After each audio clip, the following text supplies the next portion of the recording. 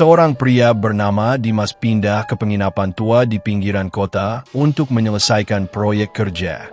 Ia mendapat kamar nomor 6, kamar yang konon tak pernah dihuni terlalu lama oleh siapapun. Tiap malam, dari jendela kamarnya, Dimas melihat sosok perempuan berdiri diam di halaman belakang. Tapi setiap kali dia periksa, tak ada siapapun. Ketika Dimas mulai menyelidiki, ia menemukan fakta bahwa kamar nomor 6 pernah menjadi tempat bunuh diri seorang tamu yang masih menunggu jendela itu dibuka dari dalam.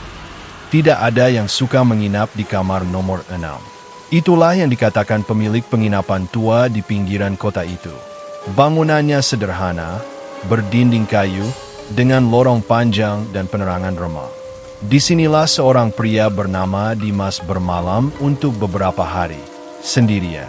Ia tidak percaya tahayul. Tidak peduli kalau kamar itu katanya angker.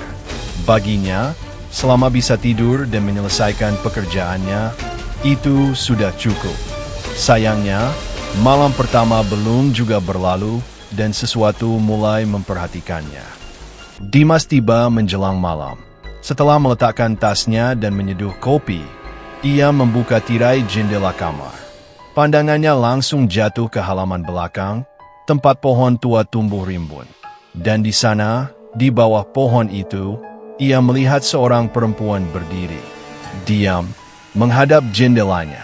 Rambutnya panjang, menjuntai menutupi wajah. Ia tidak bergerak sama sekali. Dimas terdiam beberapa detik. Tapi ketika ia berkedip, sosok itu sudah menghilang. Pagi harinya, saat sarapan di ruang bawah, Dimas iseng bertanya pada penjaga penginapan. "Pak, halaman belakang itu sering dilewati orangnya." Penjaga itu mendadak diam. Tatapannya kosong beberapa detik sebelum menjawab pelan. "Tidak ada yang berani ke sana, Mas. Apalagi malam-malam." Dimas hanya tertawa kecil, menganggap itu sebagai cerita basi penginapan tua. Tapi malam berikutnya, sosok itu kembali. Pukul 2 dini hari, Dimas yang sedang mengetik, tiba-tiba merasa diawasi.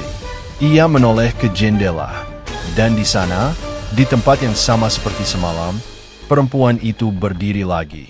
Tapi kali ini, lebih dekat, dan matanya terlihat samar-samar dari balik rambutnya. Menatap lurus ke skiviko arahnya. Tidak berkedip, Dimas mendetak panik. Ia menarik tirai, menutup jendela. Tapi beberapa detik kemudian, terdengar ketukan pelan dari balik kaca. Kuk, kuk, kuk. Seakan minta dibukakan. Tapi kamar itu ada di lantai 2. Tidak mungkin ada orang di luar jendela. Besoknya, Dimas mendatangi pemilik penginapan, seorang nenek tua yang sejak awal tampak enggan berbicara banyak. "Maaf, Bu.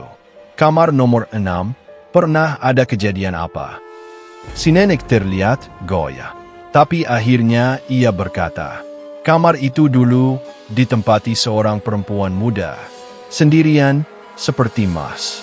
Dia bunuh diri, lompat dari jendela kamar itu. Tapi sebelum itu, dia mengetuk kaca. Malam-malam, seperti minta tolong." Dimas merasa merinding. Kenapa tidak ada yang menolong?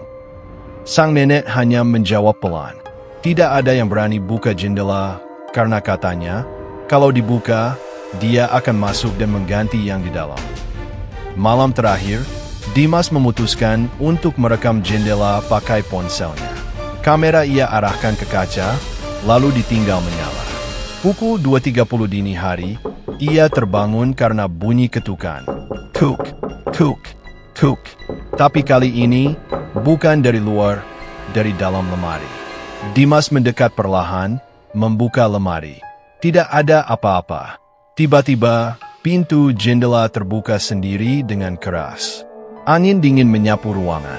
Tirai berkebar. Dan di luar jendela, tak ada siapa-siapa. Tapi ketika ia kembali melihat ponselnya, video rekamannya merekam jelas.